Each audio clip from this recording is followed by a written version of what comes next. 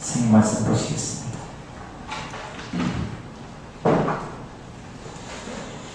시편 88편 14절에서 18절.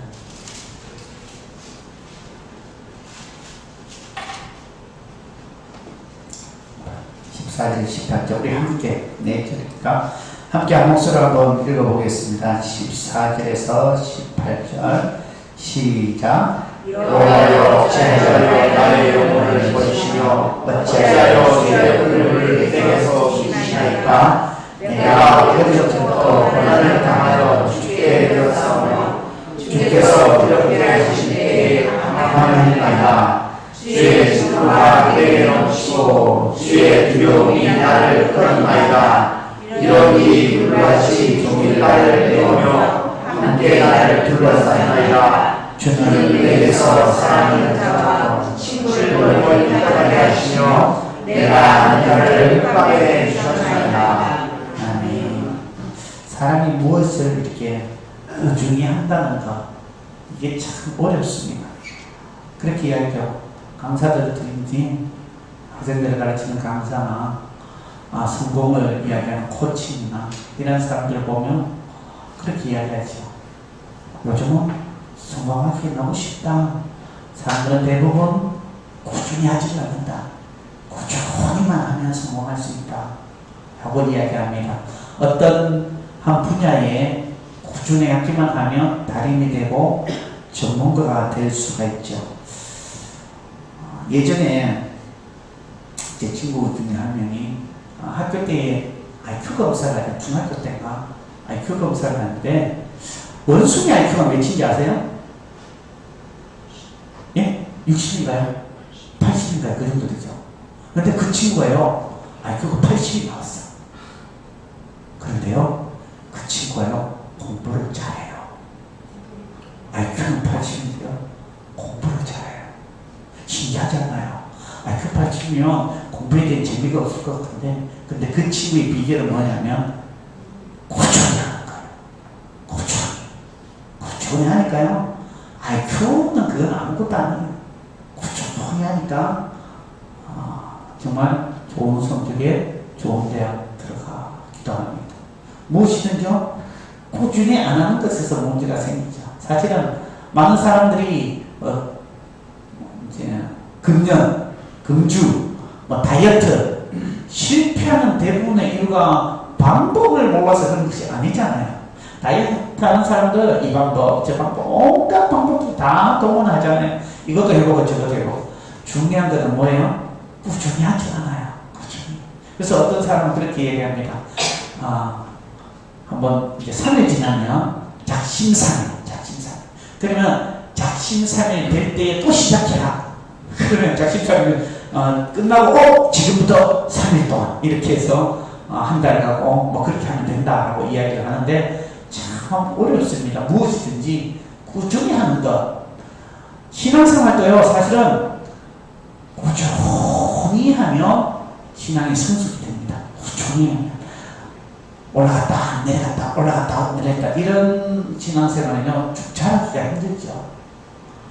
교회를 기분 좋으면 나갔다가 기분 나쁘면 나갔다가 이러면은 신앙이 성숙되기가 힘들잖아요. 그런데 그 옛날부터 꾸준히 근데 이 생각의 틀이 열려져서 고정된 생각이 아니라 생각의 틀이 열려져서 꾸준히 신앙생활을 하며 말씀 보고 기도하고 예배를 사모하고 열심히 섬기고 봉사 꾸준히 하면 언젠가는요 성장하게 되어 있습니다. 오늘 시편의 저자는요 많은 힘들과 어렵고 고통 가운데 있어요. 그런데 그가 참 놓지 않는 것이 뭐냐면 하나님께 꾸준히 기도하고 있다는 거예요. 14절 보시죠. 여호와여 어찌하여 나의 영혼을 버리시며 어찌하여 주의 얼굴을 내게서 숨기시나이까. 그런데 이 소망의 기도가 꾸준히 하는데 응답되지 않았어요. 원래 사람들은요 문제가 있을 수가 있습니다. 어려움이 있을 수가 있습니다. 예수 믿는 사람들도 어려움을 겪을 수가 있습니다. 그러한 어려움이나 문제가 있는 것은 진짜 문제가 아니에요. 정말 문제는 뭐냐면 하나님 앞에 기도할 때 응답이 없는 게 그게 문제예요. 만약에 우리가 어떤 문제가 있다 할지라도 어떤 시험이 있다 할지라도 하나님 앞에 나아가서 기도하면 하나님 응답해 주시고 해결해 주시면 문제가 아니잖아요. 하나님은 문제보다 엄청난 크신 분이니까.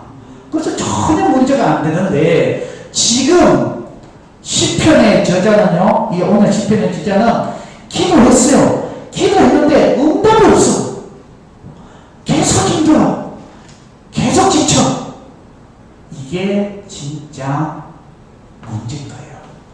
하나님이 응답 없을 때. 그리고요, 여기서 보면 나의 영혼을 버리셨다라고 고백하지. 하나님께서 내 영혼을 버리셨습니다 라는 것을, 그리고 또 하나님께서 그의 백성이 사실은 위급한 상황 가운데 그의 얼굴을 돌려버리면 하나님의 백성은 어디 가서 그 안타까움과 힘듦을 구할 수 있겠습니까? 그런데 여기 보면 주의 얼굴을 내게서 숨기시나이까 숨겨버렸다는 거예요. 숨겨버린 것처럼 느끼고 있다는 거예요. 그래서 어떻게 하나님께서 나에게 얼굴을 외면할 수 있을까? 지금 하나님 나를 이 얼굴을 완전히 돌리시면 돌아앉으시면 응답이 없잖아요. 해결할 방법이 없잖아요. 그래서 정말 문제는 문제에 부딪히는 게 문제가 아니라 하나님의 응답이 없는 게 문제지요. 대부분의 이 비탄시라고 하는 이 시편에 파문시, 비탄시 이런 시들의 기본적인 특징이 있어요. 뭐냐면 하나님 내가 이런 고생과 어려움과 고통 가운데 있습니다. 하나님 아시죠? 그리고는 그 밑에는 그 마지막 결론에는 하나님께서 해결해 주실 것을 믿습니다라고 소망의 기도를 해요. 그게 대부분의 비탄시의 형태예요. 그런데 오늘 시는요 그러지 않습니다. 그냥 쭉 하나님은 모르고 외면하는 그런 모습으로 끝나버립니다. 어두운 가운데 놓여져 있는 그런 모습으로 끝나버렸지. 근데 도시의 경우에 보면 이 대부분 다른 데는 찬양합니다. 주님 해결해 주실 줄 믿고 하나님께 영광 돌립니다. 믿음으로 고백하는다. 지난 87편, 10편에도 그런 것이 있었고 대부분의 많은 시들이 그랬는데 이 시는요, 이 본문이 88의 시는 그런 것이 없어요. 우리 15절을 보십시오. 15절을 다시 한번 읽어봅니다. 15절 시작. 내가 어릴 적부터 하나님을 당하여 죽게 되었사오며 주께서 이렇게 하실 때에 당하나이다. 여기서 보면 무슨 개그맨 프로처럼 고객님 당황하셨어요. 고객님 너무 당황스럽다는 거예요. 왜냐하면 여기서 보면 시인이 참으로 놀라운 것을 밝히죠. 여기서 그가 고통당했던 것은 언제부터냐면 내가 어릴 적부터 고난을 당하여 내가 어릴 적부터 그 어릴 적부터 고통을 당했다는 것은요 그것이 굉장히 오래되었다라는 것을 의미하죠. 성경에는요 이러한 비슷한 상황에 놓여져 있는 사람들이 있습니다. 누가 있어요? 태어나면서부터 보지 못하는 자, 소경된 자. 그래서 예수님과 제자들이 소경된 자를 만납니다. 만날 때 보지 못하니까 이제 태어날 때부터 소경되었으니까 제자들이 그렇게 묻지요. 뭐라고 이야기합니까? 저 소경된, 나면서 소경된 자는 저 부모의 죄입니까? 저 소경된 자의 죄입니까? 그러니까 예수님께서 뭐라고 이야기하셔요? 하나님의 일을 하기 위해서, 하나님의 일을 나타내기 위해서 그런 것이다. 저 부모의 죄도 아니고 저 사람의 죄도 아니다. 하나님의 일을 나타내기 위해서 하신 것이다. 그리고 예수님이 그를 치유해 주시죠. 그리고 38년 병자도 나오지요. 이 신약에 보면 또 12회 혈병을 앓는 여인들도 나옵니다. 여인도 나옵니다. 이런 오랜 질병을 가지고 있는 사람들, 이라는 사람들, 사실은요 사람들이 장애가 있고 오랜 질병이 있으면 그 마음에 뭐가 깊을까요? 상처가 깊어요. 상처가 깊으면 사람들이 상처가 깊으면 좋은 말이 나와요? 좋지 않은 말이 나와요? 좋지 않은 말이 나와요. 사람들이 상처를 주는 사람들 잘 보십시오. 그 마음에 상처가 있으면 상처가 나와요. 그 마음에 사랑이 있으면 사랑이 나와요. 상처가 어릴 때부터 해결되어지지 않으면 어른이 되어서도 사람들에게 상처를 줘요. 근데 사람들은 그것을 자기는 옳다라는 이야기를 합니다. 옳고 그런 게 대해서 이야기를 하는데, 근데 실제적으로 그런 것을 따지는 많은 사람들 가운데 보면 아직도 그 마음에 자존감이 약해진 사람들, 내가 이런 정도 아닌데, 그래서 그런 것을 드러내는 경우가 많지요. 이 오랫동안 장애를 입은 사람들은 그 마음에 쉽게 사람들의 말에 사소한 것에 상처가 쌓입니다. 다 그런 것은 아닙니다. 어떤 사람은요, 오랜 그런 것을 가지고 있다 할지라도 부드러운 마음이 있고 넓은 마음이 있고 사랑이 쌓는 마음이 있어요. 이 12해 혈류병, 그 다음에 38년 된 병자, 소경, 예수님께서 소경의 눈을 진흙으로 이겨서 씻기면서 이겨서 치유하면서 뭐라고 얘기합니까? 신랑 못에 가서 씻으라고 하잖아요. 상처가 많으면 그게 상처로 다가올 수 있어요. 무슨 장난하나 진흙 이겨가지고 무슨 눈 바르고는 가서 씻으라고 해. 그냥 거기서 이렇게 치유해 주는 것도 아니고. 근데 이러한 사람들이요, 다 육체적인 그런 장애를 입고 아픔은 있었지만 이들이 주님을 향한 순수한 마음은 있었다는 거예요. 그래서 순종하잖아요. 38년 된 병자도 12의 혈류병 여인들도 이들의 육체의 질병은 있어도요, 이들의 마음의 질병은 그래도 주님을 향한 마음이 있었다는 거예요. 우리가 이 땅에 살아가는 동안에 육체적인 건강을 유지하는 사람들이 많습니다. 그럼에도 불구하고 그 마음에 상처가 있는 사람, 영적인 장애가 있는 사람들이 얼마나 많습니까?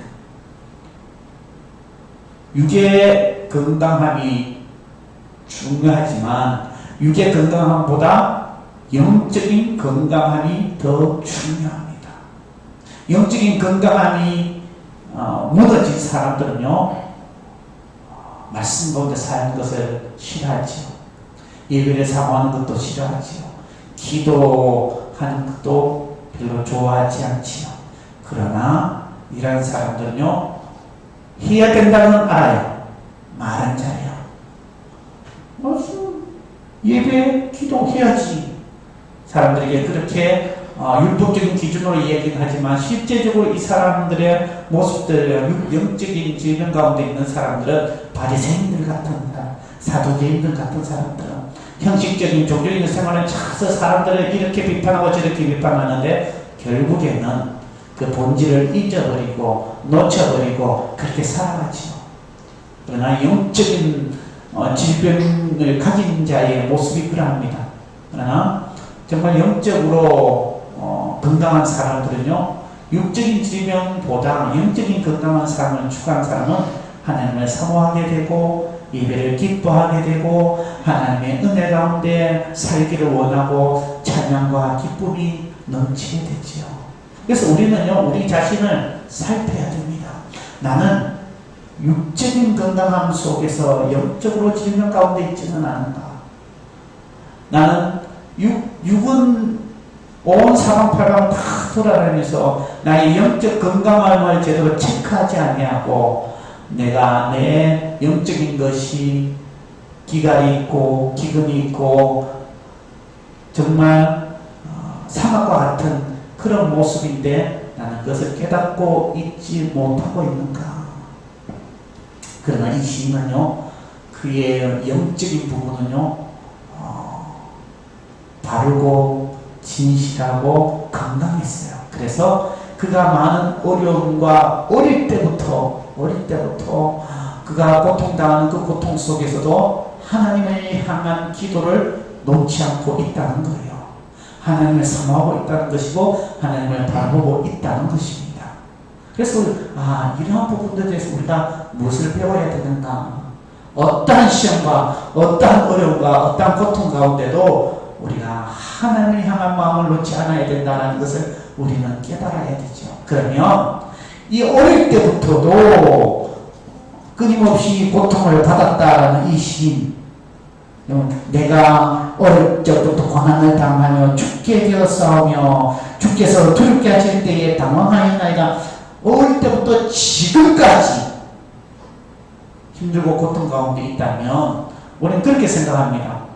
그러면 이 시인은 얼마나 큰 죄를 저질렀기에 이 어릴 때부터 그런 고통을 당하는가? 우리 죄에 대한 심각성을 여기서 살펴야 돼요. 우리가 생각하는 죄는요, 무게가 다릅니다. 저와 여러분들이 생각하는 죄의 무게는 살인이나 강도는 엄청나게 주고받다한 죄이고, 그냥 사람들에게 수군수군거리고 비방하고 비난하고 그냥 사짜하게 거짓말하고 이 정도는 뭐 죄의 축에도 끼지 않는다라고 생각할 수도 있어요. 그러니까 이것은 무엇이냐면 우리의 생각에는요, 죄의 경중이 있어요. 무거운 죄가 있고 가벼운 죄가 있다라고 생각을 합니다. 그런데 성경은 우리에게 뭐라고 얘기하냐면, 성경은 우리에게 그렇게 얘기하지 않습니다. 우리가 가벼운 죄가 있다라고 죄에 대한 무거운 죄가 있고 가벼운 죄가 있다라고 생각할 때에 우리는 상습적으로 죄를 범하면서도 그게 죄인 줄 모르고 넘어가는 경우가 굉장히 많습니다. 하나님의 거룩함을 추구하지도 아니하고 하나님 기도하며 정말 신실하게 말씀을 사모하며 그렇게 살지 아니하여도 여전히 우리는 당연한 것처럼 전혀 문제가 없는 것처럼 그렇게 살 때가 있죠. 그러나 성경은요, 분명히 우리에게 말씀하시기를 죄의 경중은요, 사람이 측정하는 것이 아니죠. 하나님이 그것을 판단하시죠. 그래서 성경이 뭐라고 이야기합니까? 죄의 싹은 사망이요. 성경에는요, 죄의 싹은 아니고 살인자는 사망이요, 강도는 사망이요, 거짓말하는 것은 사망까지 안 간다, 이렇게 적혀 놓았는데 뭐를 죄의 싹은 사망이요. 그러면 하나님 앞에 큰 죄와 작은 죄가 구별이 없다는 거예요. 죄의 싹은 사망이요, 하나님의 은사 그리스도 예수 우리 주 안에 있는 영생이니라라고 했을 때에 어떤 하나님 입장에서는요, 죄의 무게의 경중은 없다는 거예요. 똑같이 뭐라고요? 죄인이라는 거예요. 그래서 우리는 그 죄의 경중을 사람이 판단해서 저 조금 엄청나게 큰데 나는 조금 지은 죄, 그것이 아니라는 거죠. 여러분 고린도후서 한번 찾아봅니다. 고린도후서 12장 20절. 고린도후서 12장 20절.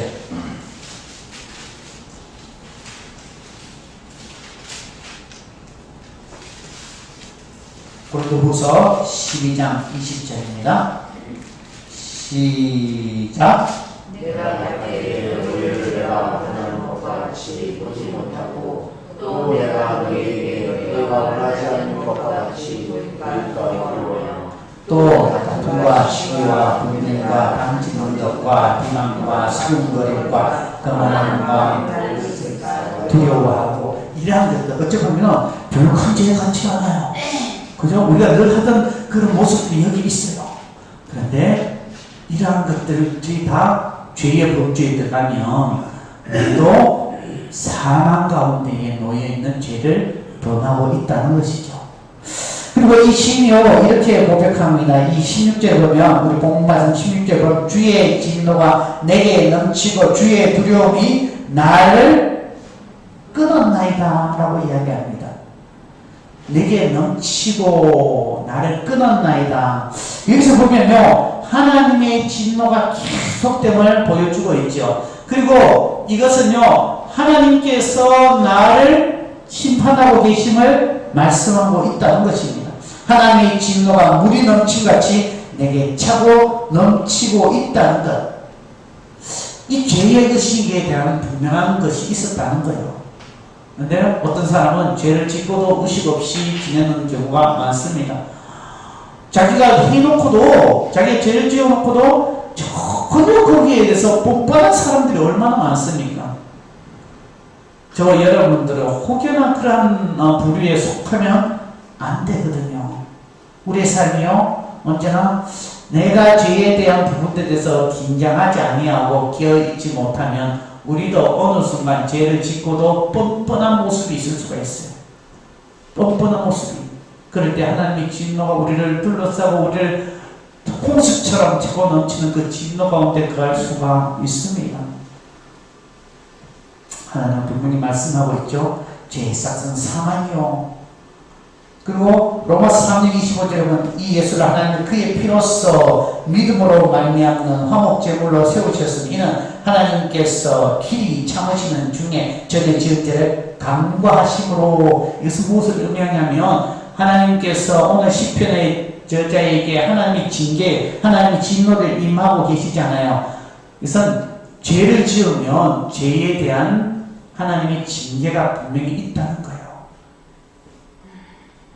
죄를 지으면 하나님의 징계가 있습니다. 그런데 간과하시는 때가 있죠. 지은 죄를 간과하심으로. 왜냐하면 주님 앞에 내가 나의 죄를 회개하였을 때 주님께서 나의 죄를 간과해 주신다, 잊어버려 주신다라고 하는 것입니다. 그런데 내 죄를 몰라, 그냥 지나가버려, 깨닫지 못해. 그러면 하나님께서 그 죄에 대한 징계를 내리시지요. 내리실 때 깨달으면 좋은데 깨닫지 못하는 경우에는 안타까운 모습 가운데 갈 수밖에 없습니다. 그러나 우리가 분명히 우리의 수많은 죄의 가운데에 우리는 죄 안에, 죄 속에 서로 거하지 않도록 서로 공면하고 서로 위로하고 격리해야 돼요. 여기 보면, 이 히브리서 보면 이런 말씀이 있습니다. 오직 오들이라 일컫는 동안에 매일 피차 권면하여 너희 중에 누구든지 죄의 유혹으로 완고하게 되지 않도록 하라. 죄의 유혹으로 뭐하지 않도록 하냐면 완고하면 죄를 죄로 깨닫지 못하고 하나님 앞에 온전히 회개하지 못하는 거예요. 죄가 있음에도 불구하고 깨닫지 못하니까 하나님께 회개하지 못하고, 하나님께 회개하지 않으니까 하나님의 진노가 임할 수밖에 없지요. 그런데 우리는 내가 완고한 것을 깨닫지 못하는 거예요. 그래서 너무 안타까운 것이죠. 오늘 본문 말씀 17절 우리 한번 읽어봅니다. 17절 시작. 이러니 물같이 종일 나를 깨우며 함께 나를 둘러쌌나이다.